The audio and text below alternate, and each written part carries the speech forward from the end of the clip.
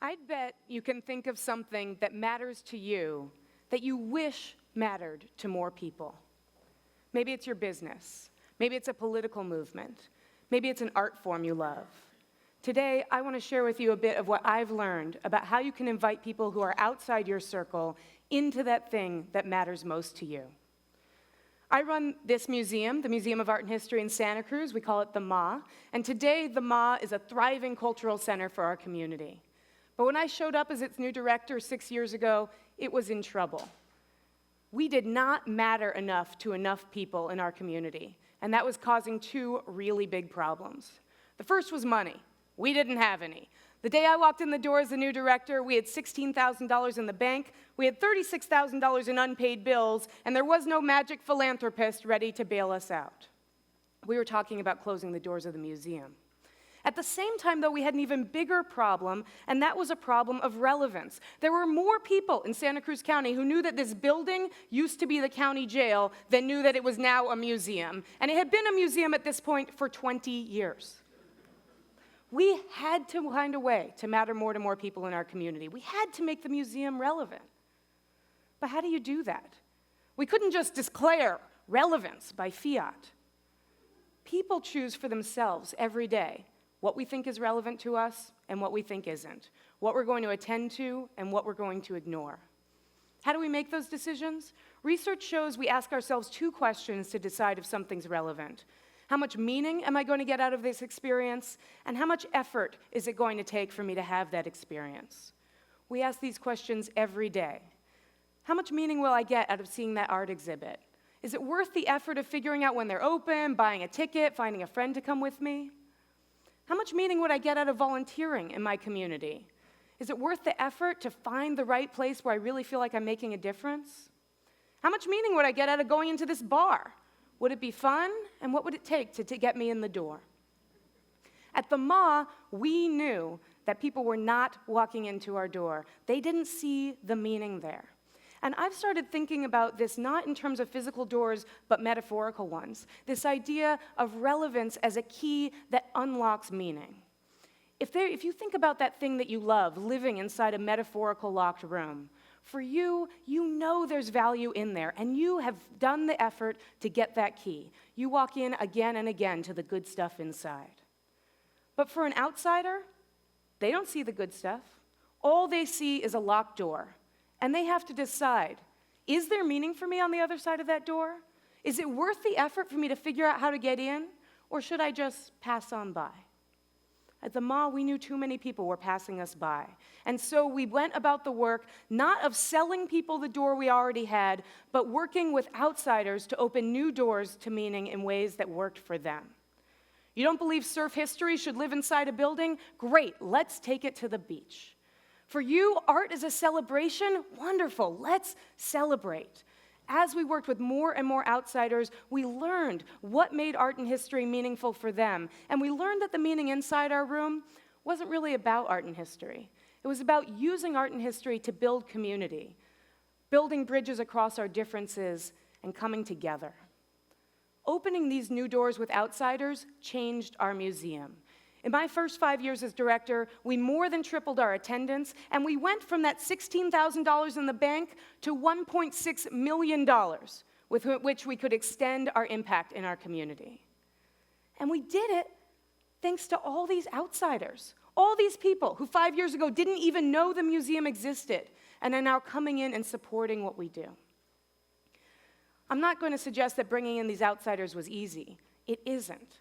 I think we sometimes have this fantasy that the way we're going to invite outsiders into the things we care about is just by opening our existing doors wider. We'll start with the insiders we have, the experience we have, and we'll just open that door wider and more people will come in. This doesn't work, because outsiders are the ones who are choosing to pass by those doors you already have. In our experience, growth looks more like this. And to achieve this kind of growth, we had to take some perfectly nice walls of our metaphorical and physical building and turn them into construction sites, opening new doors to new people in new ways. Now, I'll say most of our insiders, most of our Purple Circle people stayed, but they stayed as we were turning the place that they loved into a construction site, opening new doors in ways that were unfamiliar or even uncomfortable for them. Let me give you an example. This is a flyer from the first ever pop-up museum in Santa Cruz County. It was the night before Valentine's Day, and the theme was F my ex. We invited people to bring objects from failed relationships to a bar, put them out on tables, handwrite their own labels for them, boom, pop-up museum. I think you can probably imagine looking at this flyer, how for a certain kind of person in Santa Cruz, this was a key to a door that they did not know existed, right? They looked at this flyer, they said, well, I didn't know we had a museum in Santa Cruz. This looks cool, I'm gonna come. I think you can also probably imagine some of our insiders who were distressed by this flyer. A little marketing tip here, I do not recommend putting the F letter alone on a poster. But more seriously, these insiders said, the irreverence of this program, the ephemerality of it, it runs counter to what I think a museum is all about. They were asking, why did you have to tear down that perfectly nice wall and put a neon pink door over there? Who is it for? And the answer is, it was for outsiders who would find meaning in this kind of cultural museum experience differently than in a traditional one. And the new outsiders who walked in weren't just people who were attracted by posters like this. They were people who saw the meaning changing. In the wake of this flyer gate, we had this guy who wrote in and he said, I'm closer to the stodgy traditional museum supporter than to the audiences you're currently trying to reach, but I strongly support your efforts and outreach and attempts to involve new communities. He said, because of this outreach, I finally became a museum member last year. There was no reason for me to do so before because the museum was doing nothing. I think this is so fascinating, because here you have a guy who's saying, I'm like an insider, but I walked past that insider museum. In fact, I thought it was doing nothing. Now he's involved, he donates because he sees the meaning of what we're doing in bringing our community together. If you want to open new doors to outsiders, they're going to be neon pink. They're going to be uncomfortable. Because relevance fundamentally is not about you telling somebody what you're about. It's about you empathizing with how it feels to be outside that door, trying to figure out if it's for you. Remember this bar? My guess is there are some people here today who look at this bar and see an invisible welcome sign above the door, right? It looks fun, it looks intriguing, you want to go in. My guess is there are also some other people in this room who look at this bar and see an invisible keep out sign above the door. It looks scary, it looks dirty, you want to pass by. We see these invisible welcome and keep out signs everywhere, and it's part of how we decide if something's relevant to us. So at the AMA, the approach we've taken is to work with partners across our community. Here are just a few of the hundreds of partners we work with every year. Outsiders who can help us see what says welcome and what says keep out for them.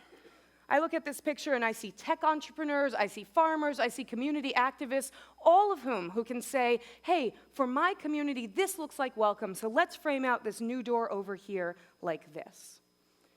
Outsiders have really become my heroes in this work, and they're people like Betty Reed-Soskin.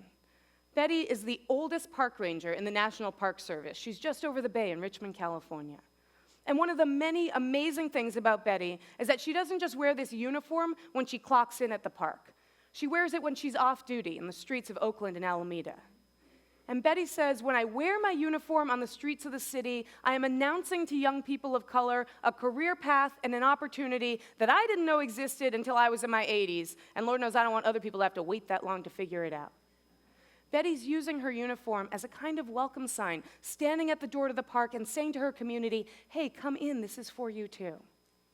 But every community is different, and what says welcome to one can say keep out to another.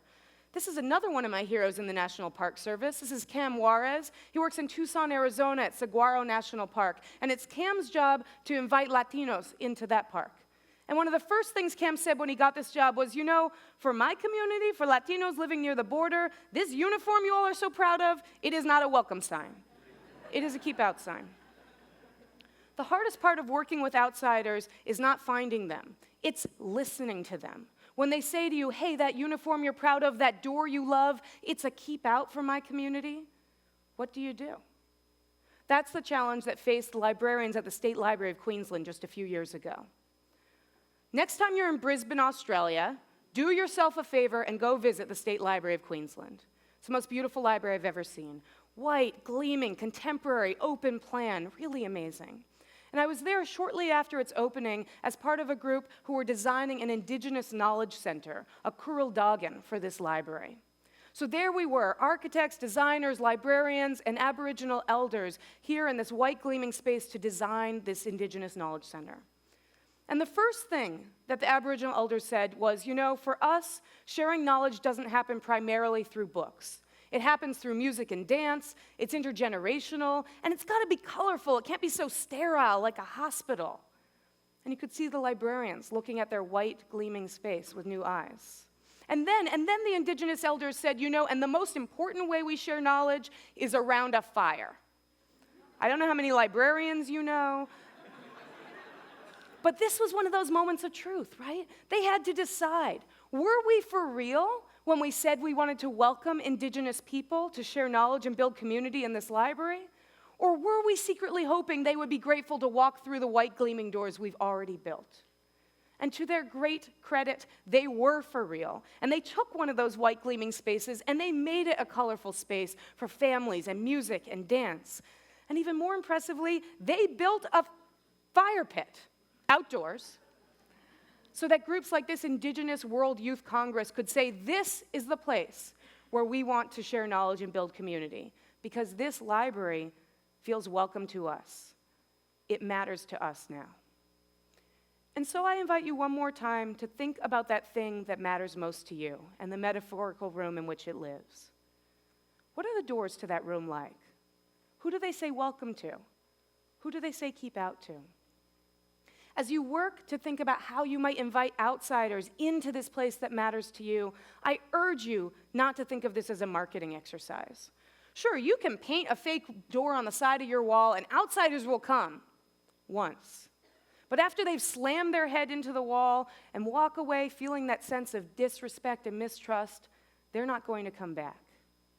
Instead, I invite you to open your hearts to the outsiders you most want to involve in your community and work with them, get to know them, and then generously, courageously work together to build new doors. That's the way to matter more to more people. Thank you.